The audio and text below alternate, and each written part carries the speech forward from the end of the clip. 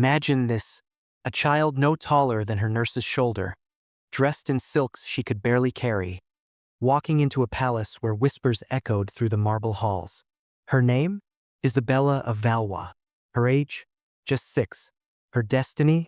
To become the wife of the King of England, a man 23 years older than her.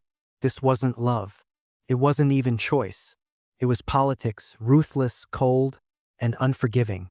And on that fateful day in 1396, as the French princess was handed over to King Richard II, history sealed one of its most chilling royal contracts. A 6-year-old child married off to a 29-year-old king. But why? What drove two powerful kingdoms to sacrifice the innocence of a girl barely old enough to read?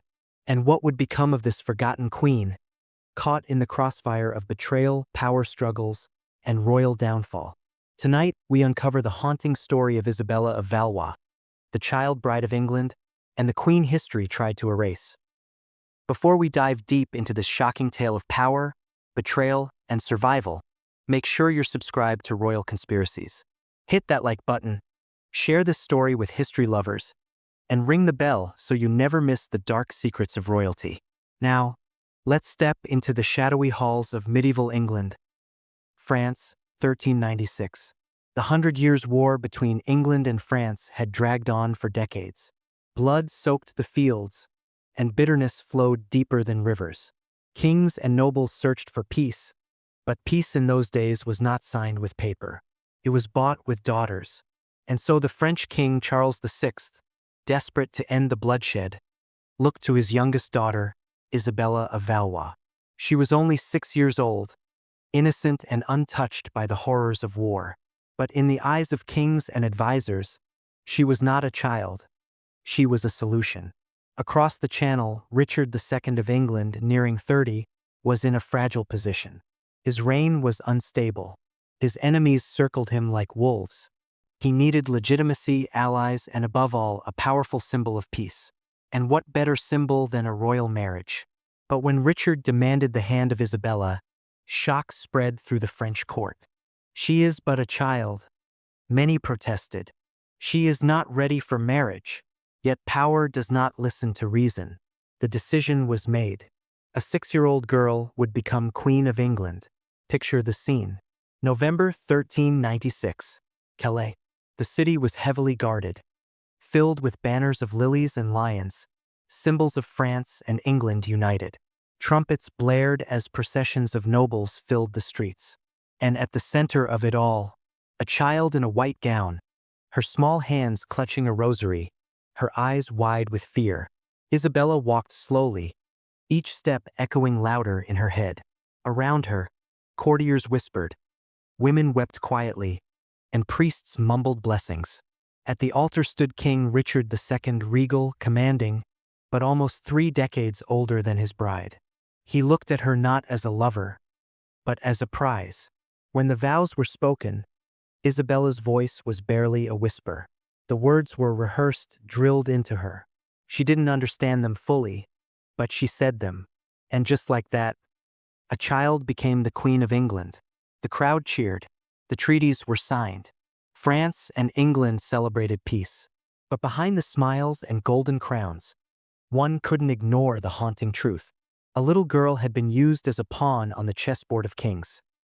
The cheers of the crowd still echoed in the air, but behind the golden veils of celebration, silence followed Isabella like a shadow. She was no longer the little girl of France. She was now the Queen of England. Yet what did that mean for her? For Isabella, it meant leaving behind the warmth of her mother's embrace, the playful laughter of her sisters, and the gentle gardens of the French court. She was taken across the Channel, to a foreign land where every word, every face, every custom felt unfamiliar. The English court was vast, intimidating, and filled with eyes that judged her every movement. Some pitied her, others resented her. After all, many nobles saw this marriage not as a triumph, but as humiliation. To them, their king had bent before France by wedding a child. But Richard II saw it differently. To him, Isabella was a symbol, a living peace treaty. He treated her with respect, almost with tenderness, but never as a true wife. For how could he?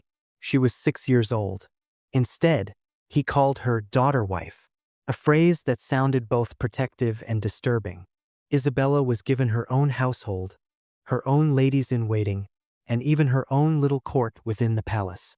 She played with dolls, embroidered silks, and learned her lessons, all while wearing the title of queen. But titles come with dangers. Whispers began to grow.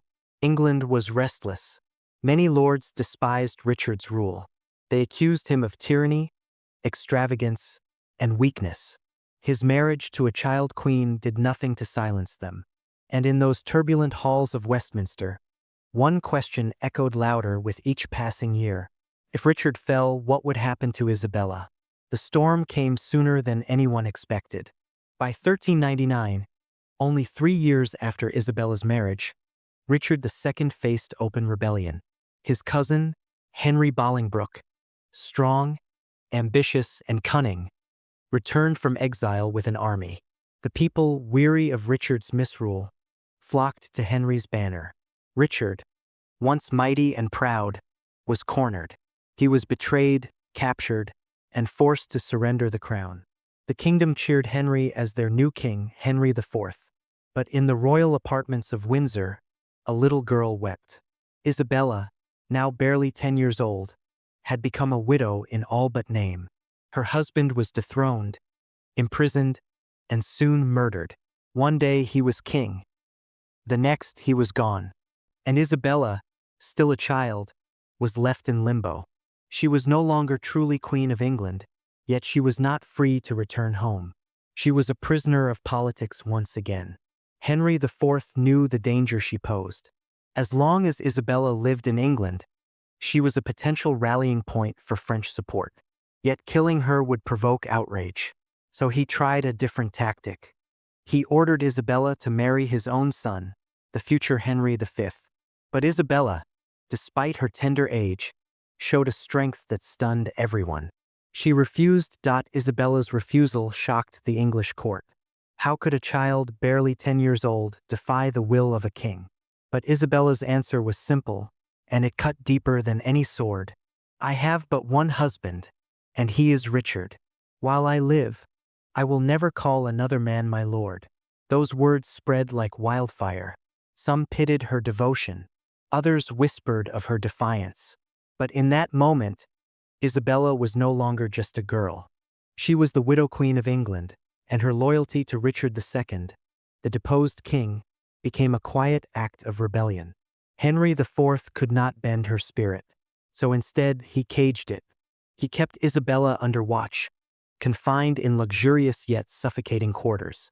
She was paraded at feasts, shown off as a symbol of his power, but in truth, she was a prisoner.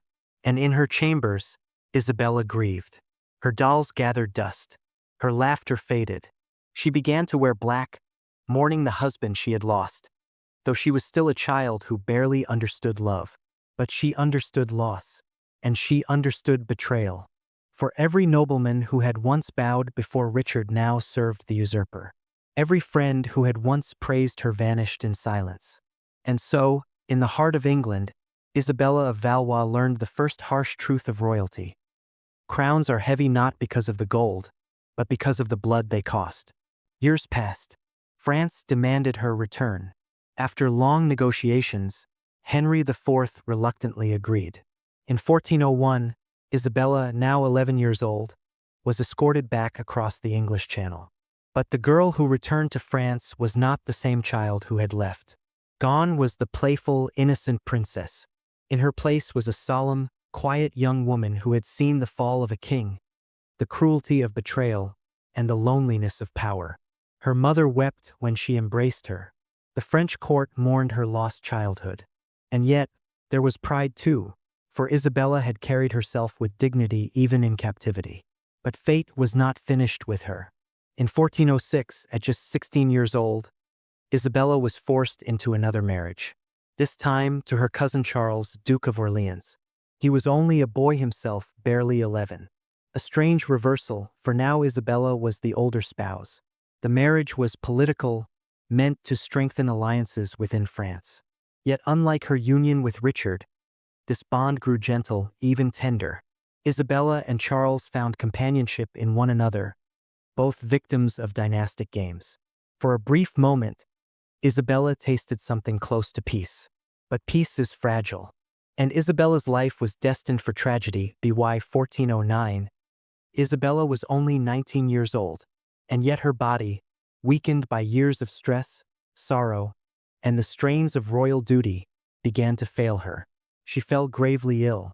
Her second marriage, though kinder than the first, had not given her time to heal from the scars of England.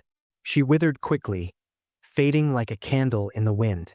On September 13, 1409, Isabella of Valois, once the Queen of England, the child bride who defied a king, died before she could truly live. She was buried in Blois, far from Westminster, far from the crown that had once rested upon her small head. No great monuments were built in her honor. No grand ballads sang of her name. History, eager to remember kings and conquerors, forgot the little queen who had endured so much. But her story still lingers, in the silence of empty thrones, in the whispered lessons of power, and in the quiet strength of a child who dared to resist. Isabella of Valois reminds us that royalty is often nothing more than a prison draped in silk.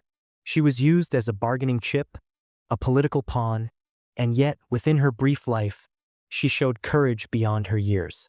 At 6, she became a queen. At 10, she became a widow. At 19, she became a ghost. But in her defiance, in her refusal to betray Richard's memory, she carved her place in history as more than just a forgotten queen. She became a symbol of innocence crushed by ambition and dignity preserved in the face of power. This was Royal Conspiracies. If you want to uncover the hidden scandals, the untold romances, and the shocking betrayals of royal history, subscribe, like, and share this story with fellow history lovers. Because the past is never as innocent as it seems.